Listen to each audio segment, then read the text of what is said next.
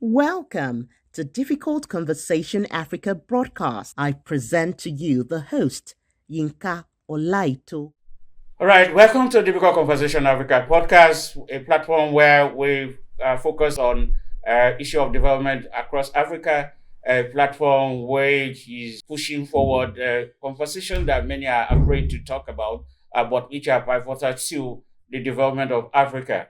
In today's episode, we're looking at strengthening African democracy and trade. And interestingly, I have two great gentlemen here, but before then, you know that we would talk about the background. African diplomacy and trade that all have a lot of challenges, even though we were not where we used to be, but the fact remains that we still have a lot of challenges. After is a major issue, democracy and leadership are major issues in Africa, and we've seen some of the challenges that most African leaders had actually caused for their country. But the fact remains that Africa is no longer where it used to be. It is growing with a young population that is really bringing the change, and the ICT that is growing in the major region of the continent. But today, like I said, our focus will be only on strengthening African democracy and trade. And I have with me two great men of African descent.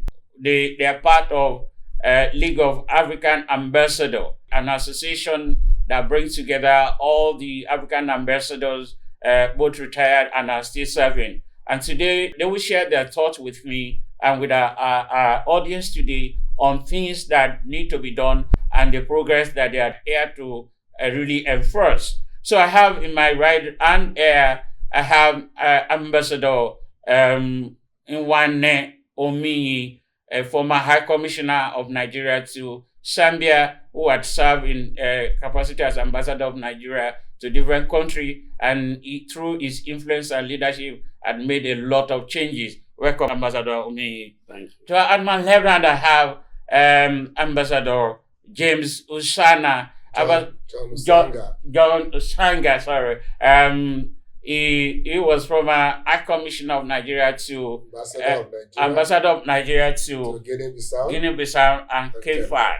And he had worked a lot, and his intelligence had helped to shape Nigeria diplomacy across the continent. And I'm so happy to have the two of you. So I will start with the two, and I will need your contribution. We will talk about diplomacy after, and all the issues will be part of things that we'll be looking at. So let me start with you, Ambassador James.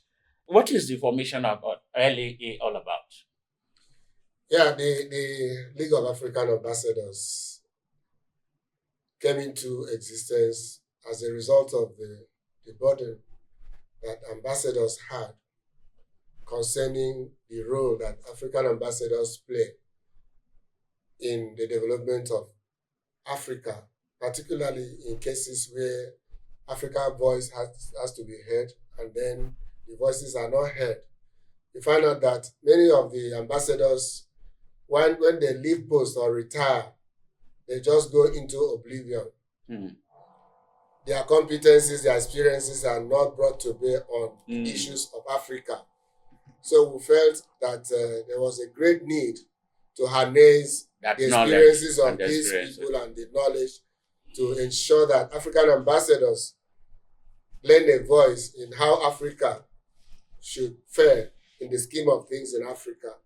So it's a conception of African ambassadors serving at various posts, retired, or people serving in who have served or serving in multilateral organizations such as the AU, United Nations, and all those other regional and sub-regional organizations.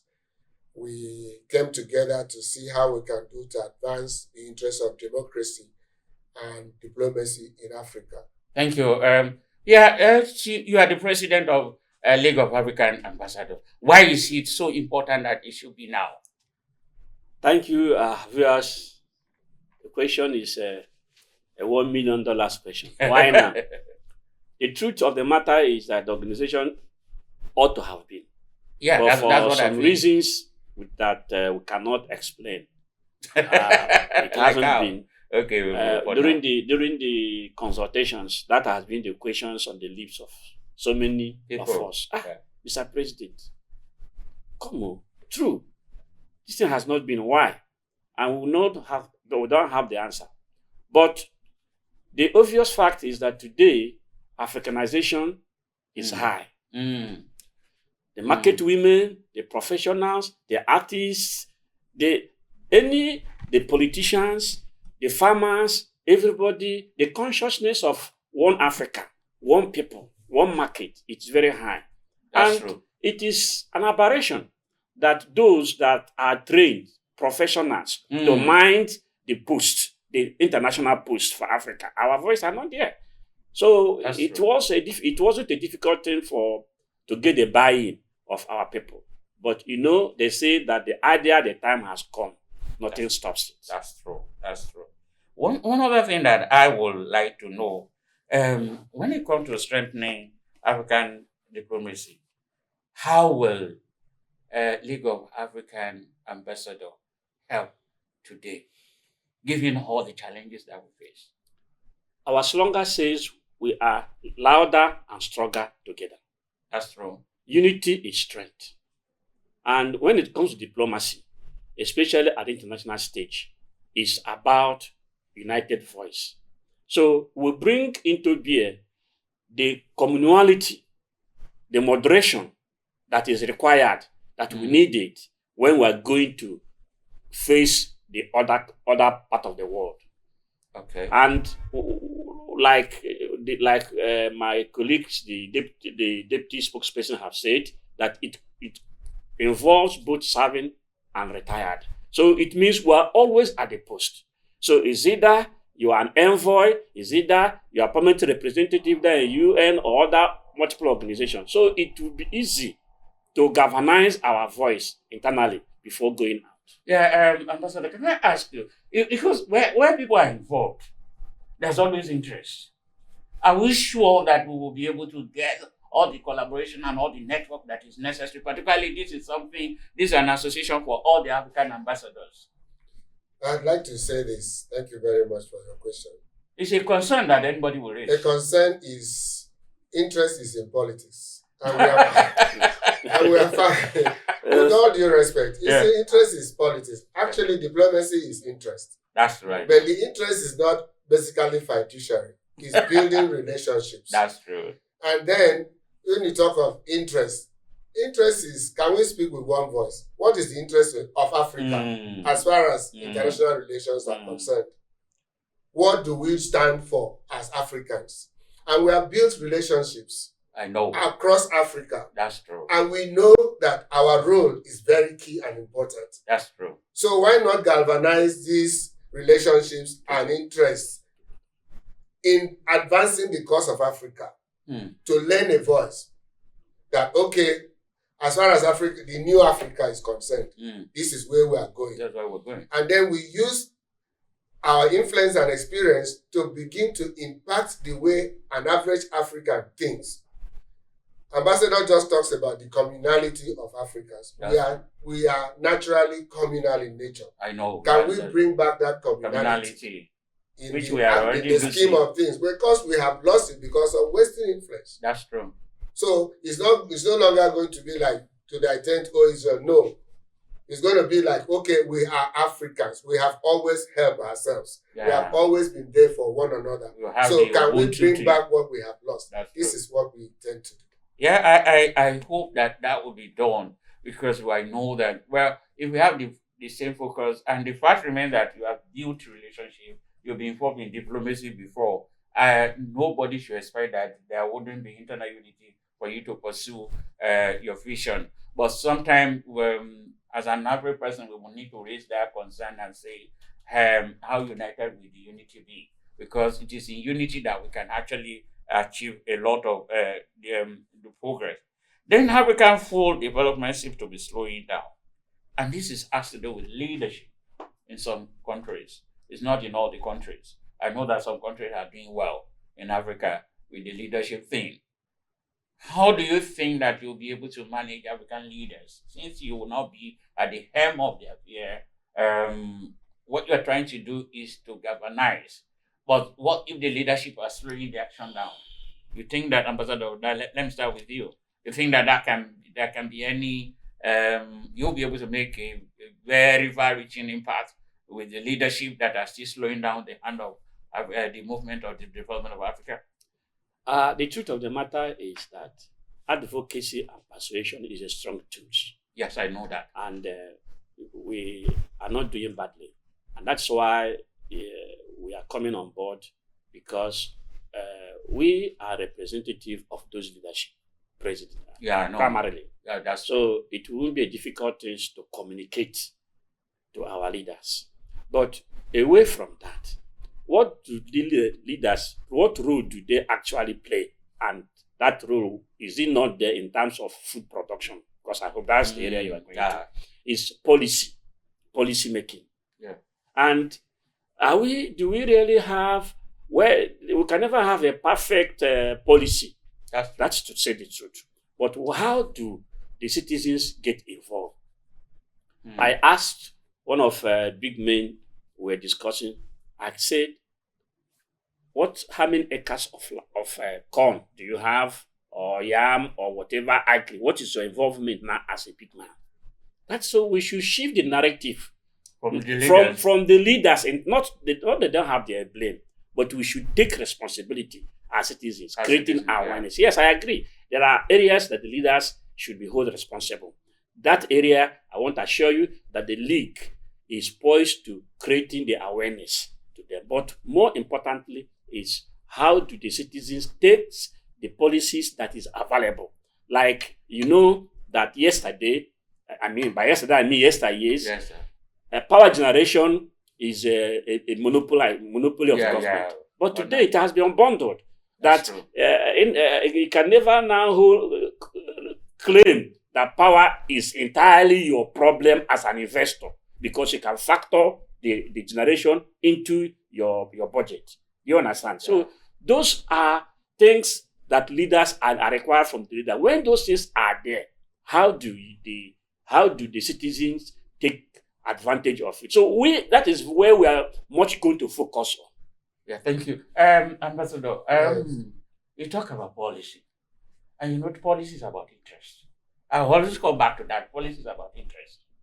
How is LA going to ensure that policy at the national level across the continent are not allowed to affect the effectiveness of this organization?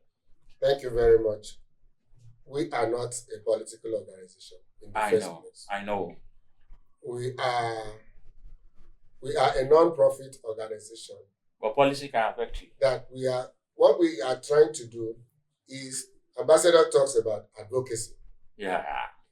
And what is advocacy? Making the people become aware of their rights. If I ask you now, who is representing you at the local government, I'm sure you will not know his name.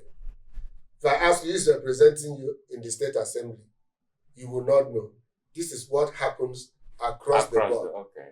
So how do we get the people to engage the leaders such that they enforce, or to formulate and enforce policies? They become active citizens. Exactly. How do you hold the leaders accountable?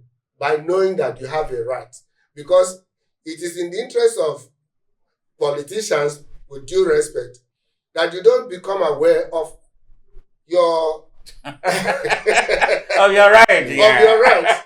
So how do you get they try for your ignorance? How do you engage them to do what is right? That's true. By educating the people that, look, government has to be held accountable for the policies they formulate and enforce. And that is not going to be by violence, it's by education and by active engagement of the people through asking questions about the things. If you are bringing a road to my neighborhood, I will ask you, what purpose is it going to serve? Sure, that's true. Is there an alternative to this road, for instance? So when the people are able to engage their leaders, the leaders have no choice but to do what is right for the benefit of the people. True. And this is what LLA will do by trying to educate the people and engaging them to know that the government has a responsibility to do. Not just a responsibility, a duty to do what is right and what is for the benefit of the people. And the people too owe it a duty to do what they are supposed to do for government to be able to do. That's true. For instance, it's a mutual exactly relationship. You want an order in a society, you have to obey the laws. That's true. That's true. And you have to pay your taxes. That's it. You pay your tax, you obey the laws, and not just do as if you have elected me to do something. I will do it and present my report to you, which is what is what is supposed to be. You know what is happening. I say, I'm going to. Our leaders are not supposed to see themselves as rulers. Our leaders are supposed to see themselves as people elected to do something, because everybody cannot be on that seat. And we have the privilege of going to train and educate people on their responsibility. Yeah, of interest to me and some other young people of elder African is the Afcta thing. Afcta thing have been dragging.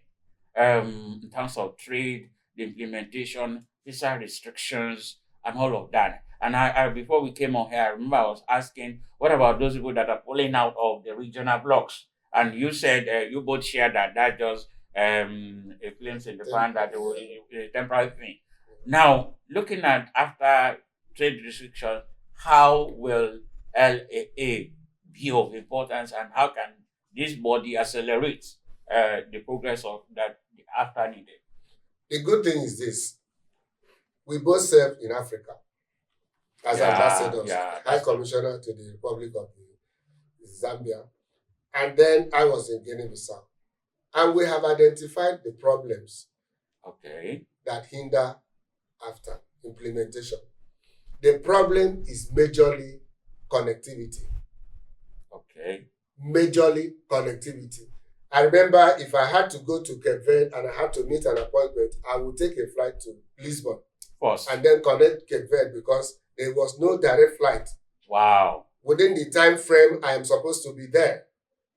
Why do I need to go to Europe? Why do I need to send my goods to Europe before it comes to Africa? Come back to Africa. So if we solve the problem of connectivity, primarily the goods will flow. It's not just about visa. Visa is, it's pretty much given when you have good intentions and it's obvious. But we need to solve the problem of connectivity. We need to establish maritime transport, air transport, rails, and good roads connecting African countries, so that no African country will be forced to import anything that is produced within another African country. Why do I need to buy tomatoes from Europe when it's in abundance in Nigeria or in another African country? Why do I need to import rice from another place? It's because of that problem of connectivity. Once we solve the problem of connectivity, the rest will just take care of itself. Yeah, you mentioned the issue of connectivity, sir. How soon do you think we can resolve this?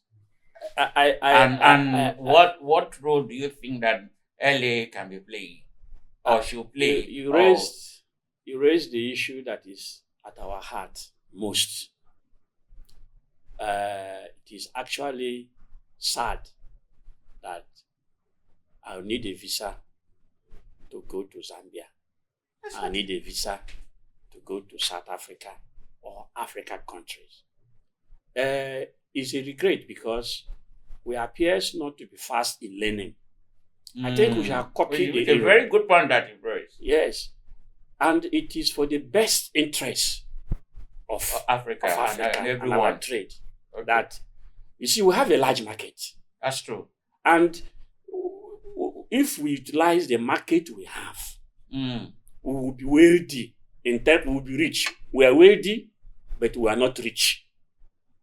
So, the issue of movement is a key issue that have to be dismantled. In fact, when I think about it, I think that the initiator or the designers of Africa Continental Free Trade, it was an omission that they didn't include free movement. It's supposed to be one package. It's supposed to be one package because there can't be free trade without free movement. Let's say the fact.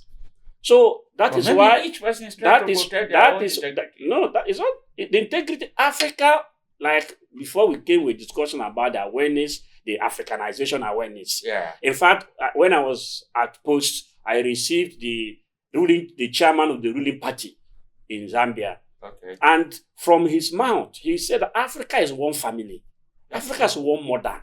Do you understand? In fact, the way the people are taking it to, I won't be surprised that in future they will start calling for African one government.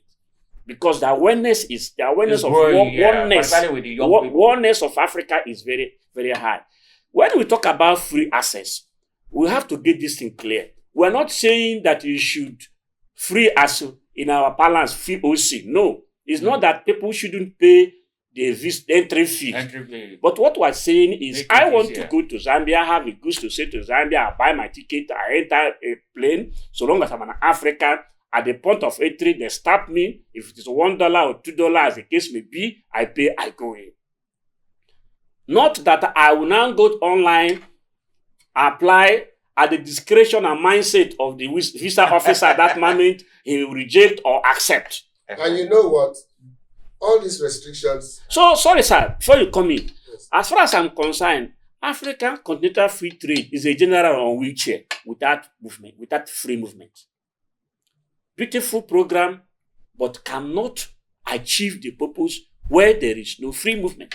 So that is why our campaign, the first campaign, this year is free the access to free the trade.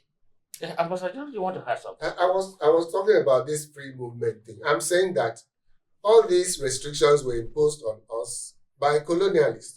Before the colonial era, Africans moved freely, trading from one empire to the other. You can't be blaming the colonialists. It's for us to realize that we have always moved across African territory before these restrictions were imposed on us. That's true. And so we go back to who we were. That's true. We can't rule away colonial hangover. Why? Why we cannot rule it out completely is that most of you just says about the age that you have given up on. Yeah. So that is the problem. That age is a problem. You see, in diplomacy, you get into negotiating table with the pride of your country, the strength of your country. But the problem in Africa is that you get to the negotiating table with a perception that you are poor. The perception that you are hungry. Yeah. The perception that can I take anything away? And they are demonizing us with it. So that is why the lie. How do we change that perception? That's the problem. Is colonial. It's Western. It's Western media. They started with poor countries to developing countries. Now they have baptized it, what they call South countries. South countries. All in derogatory mission. So we are setting up what we call Institute of African Foreign Policy and Strategic Studies. The aim is to reprogram our reasoning, our mindset when we are going into the international negotiation. We are wealthy. We own the wealth. We own the wealth. What is the problem? The problem is value addition. That's true. Value addition.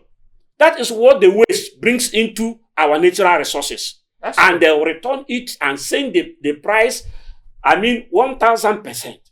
But thank God that we have, our industrialists are waking up to that fact. Our leaders have woken up to it. Our diplomats are waking up to it. I see our cup half full, not half empty. That's true. It's about perception. Yeah, we'll get to that African rebate issue, because one of the things we do here, aside from, like I share with you, we are more particular about the perception, the narrative, the story that African are told, or that we are now beginning to tell ourselves. Yes, the Western media has instilled a form of narrative, a single story that Africa is a place for corruption, disease. Unfortunately, most of the senior guys in the media also are also trying to entrench this thing, and that's why we are more concerned with the younger generation and say, hey, let's change our perception. We are not poor. We are not. There's no country without any issue. There's gun issue in US, there are a lot of other things, but you won't hear that much in their media. But yeah, a small thing here happened. But we will get to, so that get us to African rebirth. And I'm happy that you said that you are starting an institute to reshape that, because we need to get to a point where we don't see ourselves continuously as consumer, as poor, and we go cap in hand begging people that we should not beg. And in Yoruba setting, they will say a white or a hen does not know itself as the header. That if you know that, you will know that you shouldn't be addressed anyhow. The issue of African rebirth and how soon do you think that the institute you are planning will kick off? We intend to run very fast. We intend to run very, very fast because there's no time. The time is now. The wind is blowing. That's true. And if you take this, how do you call it? You take the wave by the storm, you catch. You know, you go into the river when the water is stirred. That's when the fish will not see, and that's when they come out. So this is the time to do it. But like we are saying, this African thing that people, the stereotyping of Africa, a single story, is caused by Africans themselves. I like that you appreciate. I will explain it to you. Why is everybody interested in Africa? Why are they scrambling? They were scrambling for Africa before. Now there's a fresh scramble. Why? Because they could see something here. There's something. Unfortunately, many Africans are not seeing so we have to see what we have. If you don't know who you are, then you cannot act who you are. Exactly. Because we have so much, everybody is scrambling to be the friend of Africa. But they don't want to do what is needful. And what is needful is to engage our political leaders to do what? To fund research and development. Which is really vital. To fund education. To fund technology. You know, there's so much we have. Do you know the kind of things, the contribution that Africans are making in the West? Now, it's huge. In all fields. It's huge. In all fields. I recently learned that there's a Nigerian that has registered so many patents in one big automobile industry. Patents that they have not even scratched the surface. We have them in aeronautics, we have them in robotics, we have in all things, all areas. You send Nigerian doctors outside and they are solving problems that even people never contemplated could be solved. These are things we have witnessed. So the first thing is know who you are. Why is everybody coming to be your friend? If you have nothing, if you are in a football field, for instance, and they don't pass ball to you, who will tackle you? Nobody will tackle you. But when you are tackled, you have to keep your eyes on the ball and dribble. That's the issue with Africa. Africa is like a very good footballer who must keep his eyes on the goal. Because once the ball is passed to him, what will happen? They will tackle him to prevent him from going up or from scoring, because your scoring will make the other person lose. Exactly. And what is here is so huge that nobody wants to lose it. That's why I see the new wind blowing, because you have to get to a place where you tell, look, you can't take my cocoa out. Do the chocolates here. That's true. Bring the factory here if you want to take from my cocoa. Build the refineries. Build automobiles here. Produce the phones here, because you take the materials from here, add value. But if they are not willing to do that, we can fund research and development and train and equip our people to do it for themselves. That's the way to go. Thank you for that one that you raised, and that leads us to the new question. And I start with you, sir. African Union just elected new leadership, but we know that funding is a critical part of any organization to excel.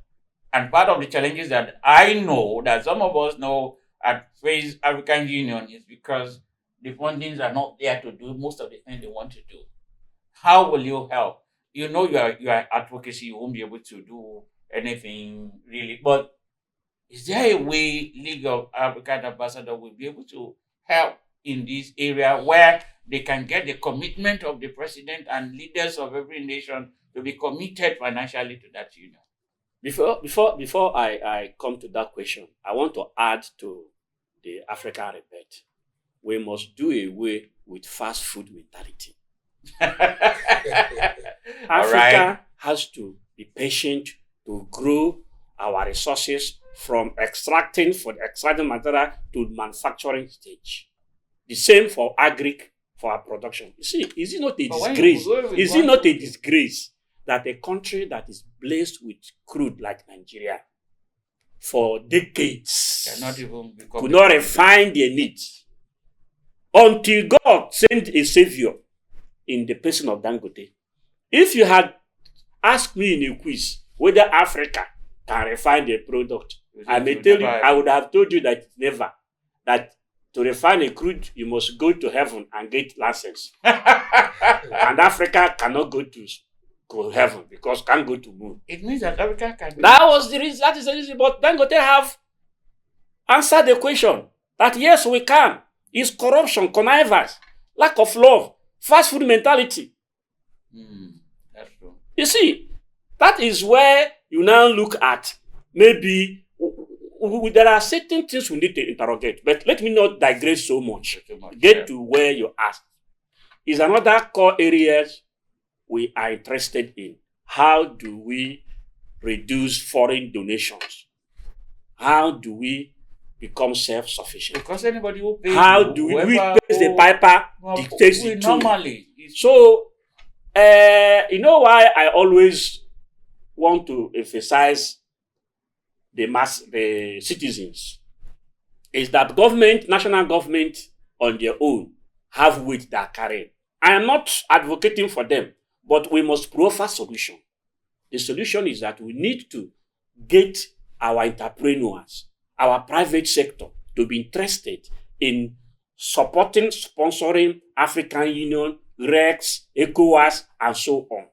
That is the reason. Ours must move from the government alone. Not completely, but in addition, because now we don't have a laudable participation of private sector in sponsoring AU.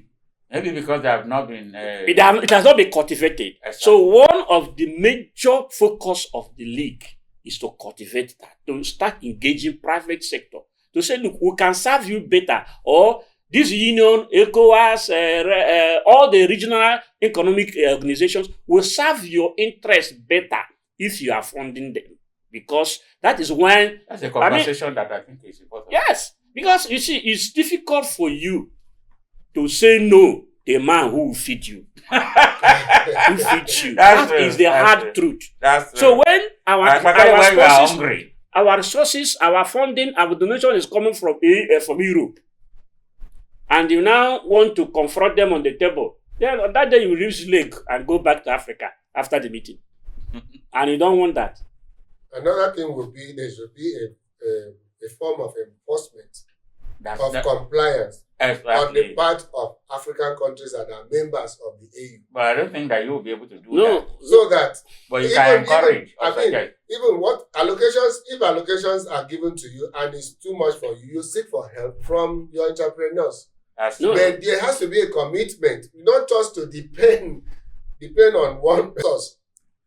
Some people look up to Nigeria, South Africa, at least to sustain the AU. It's not practicable. It's not, you have to bring the little that you have within the limited means that you have to at least run the secretariat. That's true. So that we take our eyes away from those who seek to continue to oppress. Those who we think that have the money. Exactly. Because those who you think that have the money have their own challenges. They have their challenges. How much is America owing? Okay, because of that, let's look at this, which is very vital to us.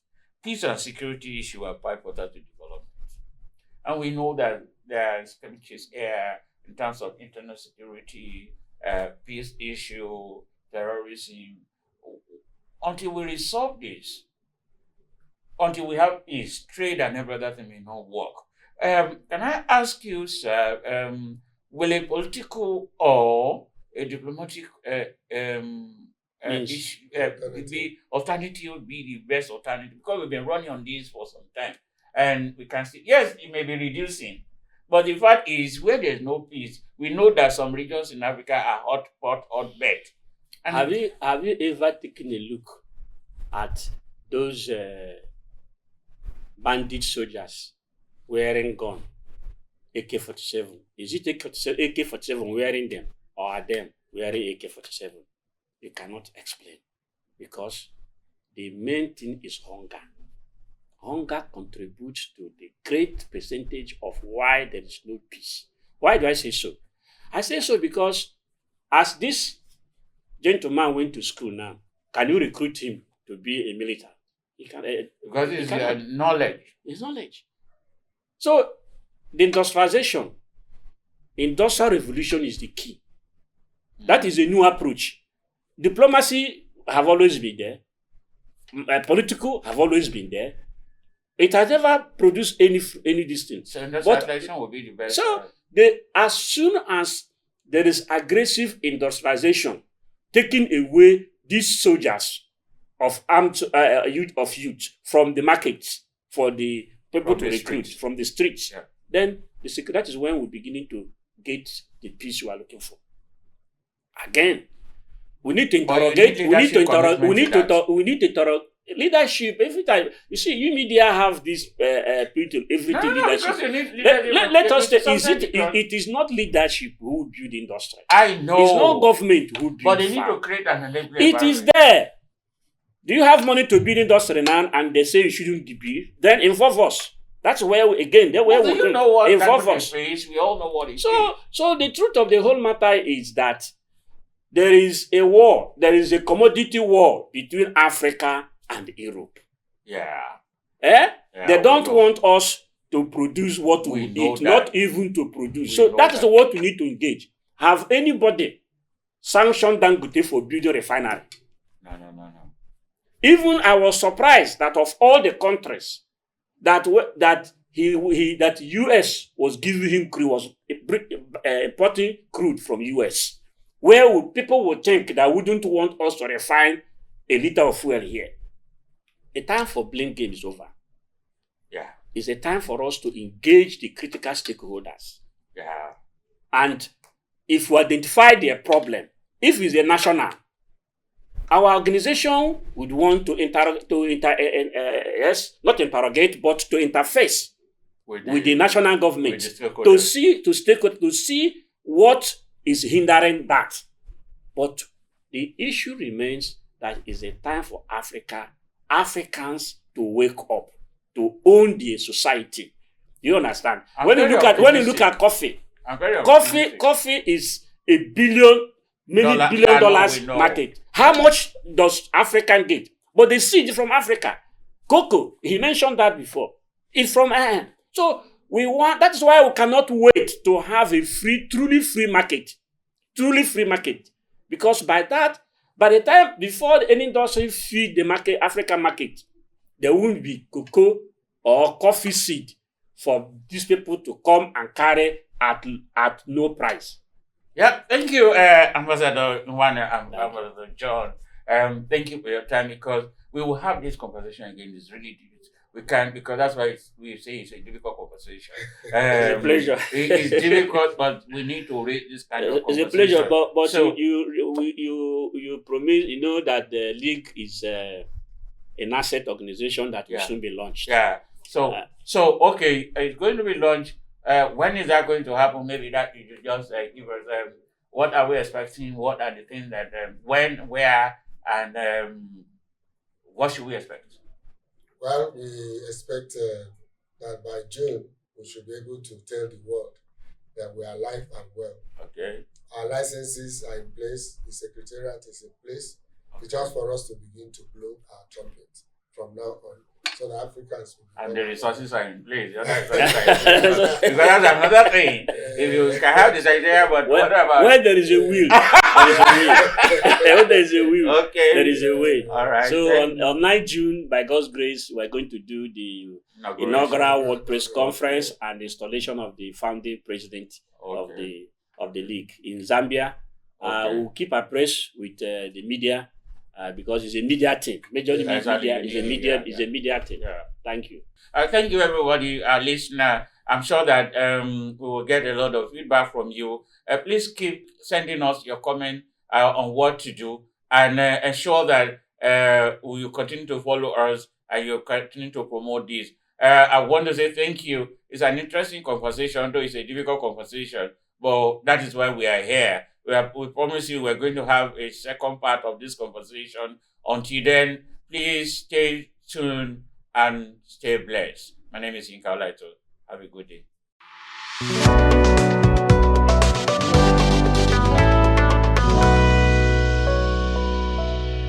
Thank you for listening to this episode. For inquiry, please send an email to info@difficultconversationafrica.org.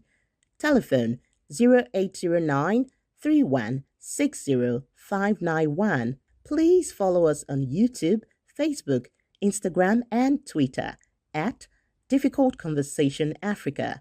See you soon.